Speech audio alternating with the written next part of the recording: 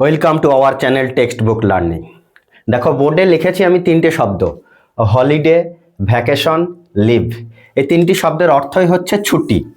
তবে আমরা আজকে জেনে নেব এই হলিডে, ভ্যাকেশন বা লিভ কোন কোন ক্ষেত্রে ব্যবহার হয়, কোন কোন ক্ষেত্রে, কোন কোন ছুটির ক্ষেত্রে এই শব্দগুলো আমরা ব্যবহার করতে পারি, তার একটা সংক্ষিপ্ত ধারণা জেনে নেওয়ার চেষ্টা করি।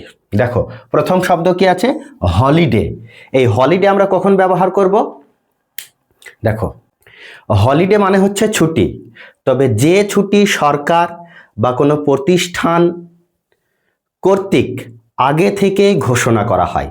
এই ছুটির জন্য আলাদা করে যিনি ছুটি নেবেন, যে শিক্ষক বা কর্মচারী, তাকে আলাদা করে অ্যাপ্লাই করতে হয় না। কোন কোন ক্ষেত্রে এই ছুটি ঘোষণা আগে থেকে নির্ধারিত থাকে? দেশের স্বাধীনতা দিবস বা প্রজাতন্ত্র দিবস, ধর্মীয় কোনো উৎসব বা মনীষীদের কোনো জন্মদিন, এই ছুটিগুলো সরকারি তালিকাতে আগে থেকে নির্ধারিত করা থাকে। সেক্ষেত্রে আমরা হলিডে ব্যবহার করব। কয়েকটা উদাহরণ আমরা দেখে নিই। যেমন today is holiday for independence day, আজকে স্বাধীনতা দিবসের ছুটি। আর কি বলতে পারি? Tomorrow is a republic holiday, আগামীকাল প্রজাতন্ত্র দিবসের ছুটি। আরেকটা উদাহরণ কি বলতে পারি? We enjoyed our holiday with family. এই সমস্ত ছুটির ক্ষেত্রে যে শব্দটা আমরা ব্যবহার করব সেটা হচ্ছে হলিডে। নেক্সট কি আসছে? ভ্যাকেশন। ভ্যাকেশনটা কি? ভ্যাকেশনের অর্থ হচ্ছে ছুটি। কোনো কাজ বা পড়ানো থেকে দীর্ঘ সময়ের একটা ছুটি, দীর্ঘ সময়ের জন্য যে ছুটি আমরা ভোগ করি সেটাই হচ্ছে ভ্যাকেশন। এই ছুটি কখন দেওয়া হয়, কি জন্য দেওয়া হয়? সাধারণত বিশ্রাম, ভ্রমণের জন্য বা আনন্দের জন্য যে ছুটিগুলো দেওয়া হয় সেগুলাই হচ্ছে ভ্যাকেশন। যেমন গ্রীষ্মকালীন ছুটি আমরা বলি সামার ভ্যাকেশন, শীতকালীন ছুটি উইন্টার ভ্যাকেশন।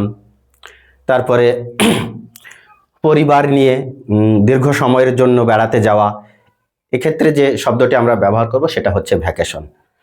কয়েকটা উদাহরণ আমরা দেখে নিই। যেমন আমরা বলতে পারি our school has a summer vacation in June.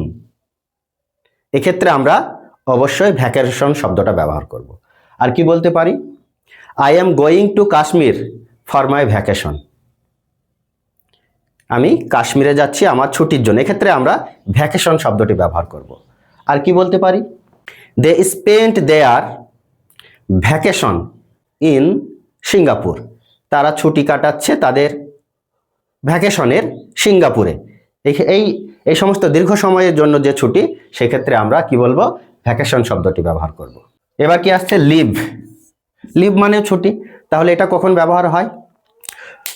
কোন অফিসের কর্মচারী বা স্কুল কলেজের ছাত্রছাত্রী বা শিক্ষক মণ্ডলী নিজ থেকে যে ছুটি নিয়ে থাকেন, তবে নির্দিষ্ট কারণ দেখিয়ে যে ছুটি নিয়ে থাকেন, সেটাকে আমরা সাধারণত লিভ বলি বা ছুটি বলি। কয়েকটা উদাহরণ দেখে নিই আমরা। I have taken leave for 2 days, she applied for sick leave today, সে তার দুর্বলতার জন্য আজকে ছুটিতে আছে। আরেকটা কি ব্যবহার করতে পারি? Please inform the office before taking leave. তাহলে এই সমস্ত ক্ষেত্রে আমরা লিভ শব্দটি ব্যবহার করি। আশা করছি আমরা হলিডে, ভ্যাকেশন এবং লিভ এর অর্থ বুঝতে পেরেছি। যদি ভিডিওটি ভালো লেগে থাকে লাইক, কমেন্ট, শেয়ার এবং সাবস্ক্রাইব করে আমাদের পাশে থাকো। Thanks for watching. দেখা হচ্ছে আবারও পরবর্তী কোনো ভিডিওতে।